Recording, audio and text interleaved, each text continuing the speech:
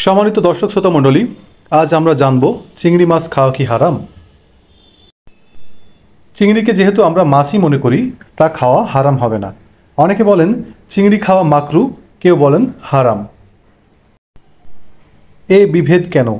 এক্ষেত্রে মূলনীতি হল জলজ প্রাণীর মধ্য থেকে মাছ ছাড়া অন্য কোনো প্রাণী খাওয়া জায়েজ নেই।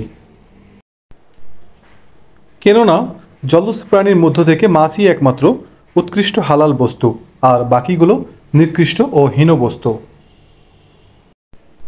চিংড়ি পুকুরের হোক বা সমুদ্রের, তা মাছ কিনা এ নিয়ে ফকিহদের মাঝে ব্যাপক মতপার্থক্য আছে।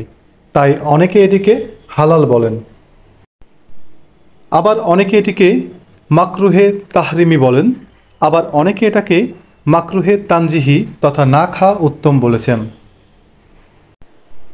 বস্তুত প্রাণী বিজ্ঞানীদের মতে চিংড়ি হলো অর্থোপোডা পর্বের অন্তর্ভুক্ত, কিন্তু মাছ করডাটা পর্বের অন্তর্ভুক্ত।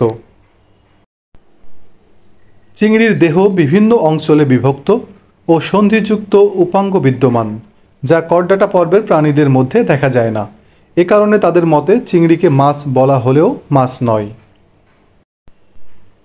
তবে চিংড়ি কোনো মাছ না হলেও যারা এটা খায় তারা একে কোনো পোকা হিসেবে খায় না, বরং মাছ হিসেবেই খায়। তাই ফকিহদের এক বিশাল অংশ একে মাছ হিসেবে আখ্যায়িত করে বলেছেন এটা হারাম হতে পারে না, বরং এটি হালাল।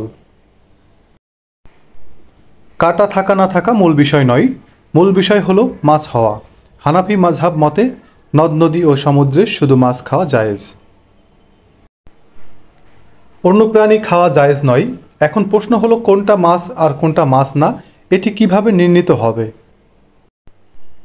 এর মূল বিষয় হলো জেলে এবং নদীর প্রাণী বিশেষজ্ঞদের মতে যেগুলো মাছের মধ্যে গণ্য সেগুলো মাছ হিসেবে স্বীকৃত হবে, আর যেসব তাদের মতে মাছ নয় বরং সামুদ্রিক প্রাণী, সেসব খাওয়া যাবে না।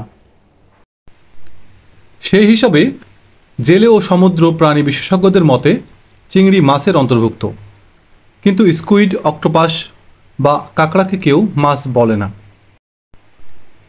বরং এসব সামুদ্রিক প্রাণী।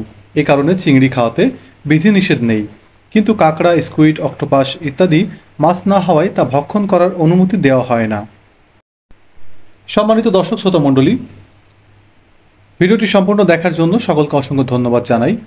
ভিডিওটি ভালো লাগলে লাইক, কমেন্ট ও বেশি বেশি শেয়ার করুন, এবং আমার চ্যানেলটিকে যারা এখনও সাবস্ক্রাইব করেননি দয়া করে চ্যানেলটিকে সাবস্ক্রাইব করুন এবং পাশে থাকা বেল আইকন বাটনটিতে ক্লিক করুন, যাতে করে আমার নতুন নতুন ভিডিও নোটিফিকেশনগুলো আপনাদের মোবাইলে সবার আগে পৌঁছে যায়। সবাই ভালো থাকবেন, সুস্থ থাকবেন। আল্লাহ হাফেজ।